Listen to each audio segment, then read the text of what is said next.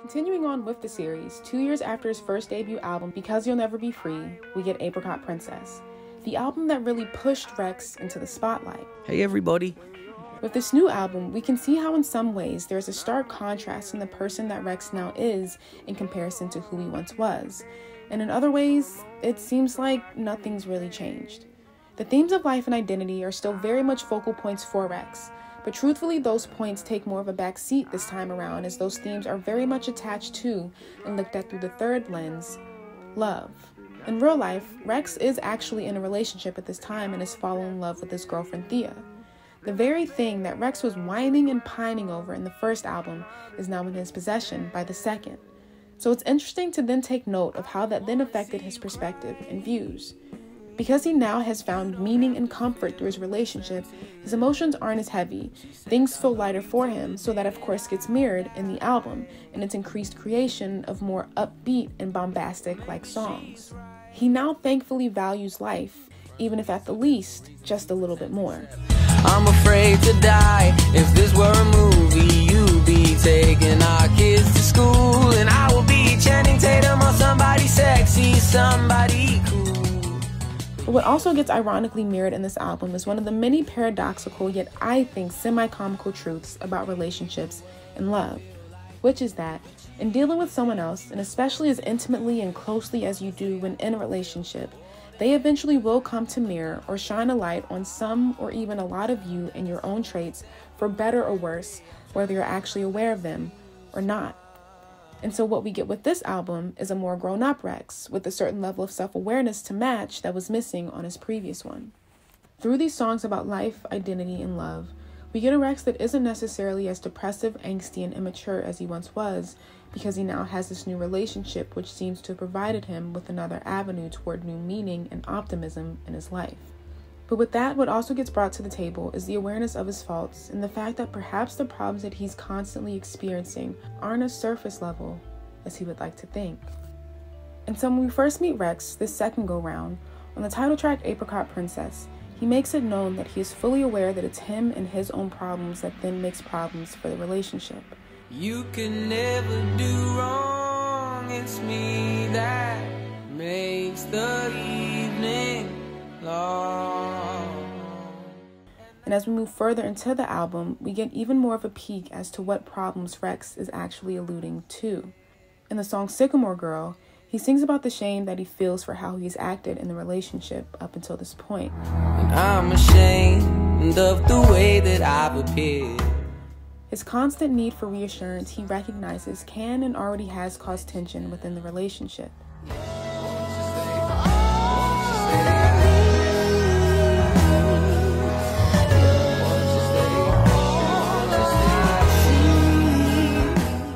His girlfriend is literally telling him that who Rex is enough for her.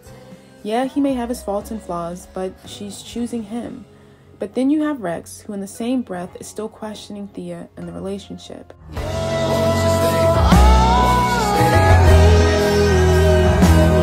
Even if someone is willingly telling and giving it to him. And we later see how Rex is aware of this through the song Untitled. My immaturity and habits getting in the way, 'cause I can barely breathe and I don't know how I'll explain myself this time. Wish it wasn't a case of this time. Then there's a two-part song like Television, So Far So Good, that starts out with Rex being on the higher end of love. The title Television paints this picture that what is being sung about, a relationship not only full of awareness but changed behavior as well, is actually more of an idealized version of a relationship that Rex hopes to be welcoming in. One that could only exist in the movies, or in this case, on TV. What about me? What about me? What about me and you together? Something that could really last forever. It shows a sense of optimism and a kind of vulnerability that we hadn't really seen from Rex up until this point. However, once we move into the second part, So Far So Good, when we then look back on the first part, Television, in retrospect, it then takes on more of this idea that it was more so Rex essentially faking it until he made it, rather than really believing and living this experience, because as we know with all things, they can only be faked for so long. But if I could just be happy by the end of this song. And so far so good, we're back to reality. Rex has all but reverted back to the comfortable, uncomfortable place of anxiety, overthinking, sadness, and depression. And it didn't go to plan, then why should I continue in this life?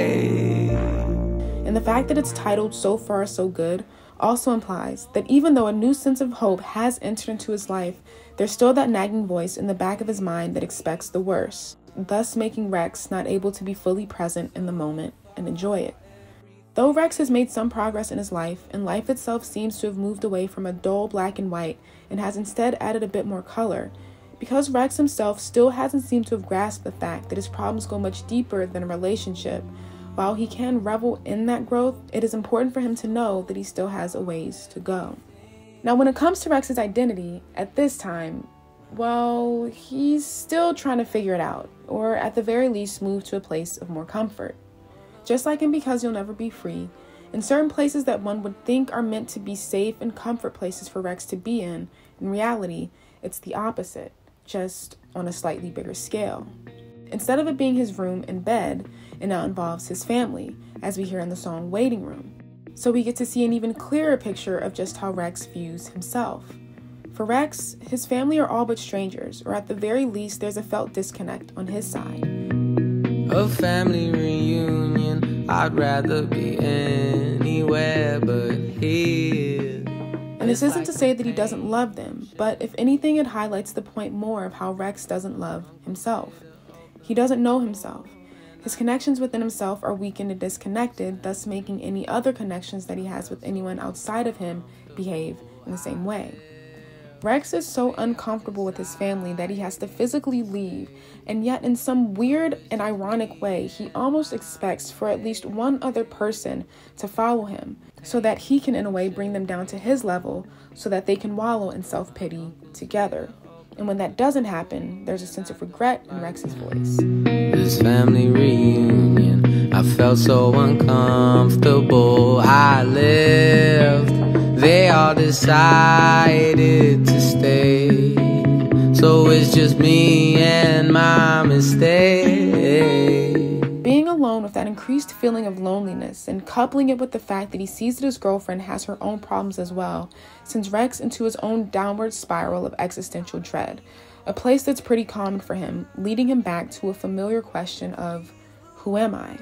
Then who am I? He calls the shots and he always decides. Then what's the point in living life? Living life when it's all for him, all for him. But thankfully, where that line of questioning would have ended pretty much right where it started a couple years earlier, Rex now doesn't stop there. We get to see how, on a song like 4 Seasons, the less judgmental Rex has the mind enough to ask himself, who am I to even think these things of other people like I know them when I still don't even know myself? Who am I to judge the people who don't care for me when I don't care about them either? Though he would love to, Rex has now entered a space where he can no longer run or hide from himself and his revelations. Though it may seem like not a lot has changed, Rex's willingness to confront these mental hindrances is his first real step to actual healing. However, with the introduction of this new relationship that is now shining a light on his many emotions and insecurities, Rex is now in a way also forced to confront, question, and work through the underlying idea that love will provide him with all of the answers.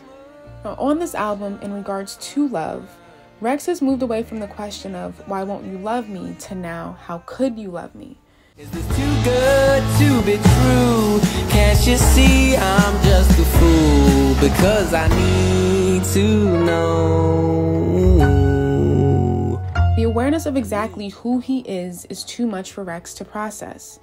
It's as if Rex himself can't believe that he's with someone that sees all of his flaws and genuinely still wants to be with him, or in this case, process these things with him. And because he's emotional and overthinks, What then gets created is this not-so-hidden sense of unworthiness that is picked up on throughout the album and stated pretty clearly with the opening track. The opening line, "You can never do wrong, it's me that makes the evening long," paints a clear picture of the very real fact that Rex perceives himself as somehow less than his girlfriend due to his many faults. Then later in the album, Rex flat out says it in the song 4 Seasons. "I saw myself as less and you so high above me." Then looking at a song like Nothing, he sings about how he wishes that he could be more mature and be on the same level as his girlfriend. "But I wish that I could grow up the way in which you grow up, 'cause then you'd never see me cry, and I'd feel like a better guy." And as he sings this, don't take this as an insinuation that he feels this way because his girlfriend is putting him down and not able to put up with what it is that he has going on, because that's not the case. It's the exact opposite. She understands exactly what he feels and what he's going through because they go through the same. But Rex's mental state creates this kind of self-centeredness where his focus isn't necessarily on that, but on his expectation for Thea to be there for him as well as herself. And then we get to hear from Thea herself on the song Sycamore Girl, as she sings about how they are essentially one and the same. "I'm just like you, boy." And that all she really wants from Rex is him, and how she doesn't want for him to take that away from her.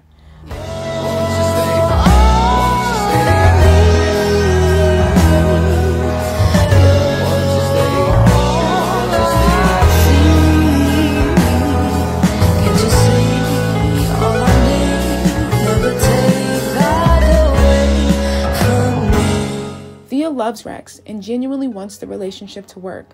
She stands by him, she supports him, and she loves him. But even her efforts can only go but so far, because truthfully, this is a Rex problem, not a Thea or a them problem. And this is solidified as we then see that Rex decides to end the album with the song Happiness, a somber ballad where he again can't help but to question Thea's love for him. "Will you still love me when nobody wants me around? When I turn 81 and forget things, will you still be proud?" Oh. Rex choosing to end the album in this way highlights even more the reality that even this relationship, or more broadly, love, the one thing that he so desperately wanted and believed would save him from his problems, was not the key to that particular lock. And that perhaps it may just be something a bit deeper that requires more of him. Because I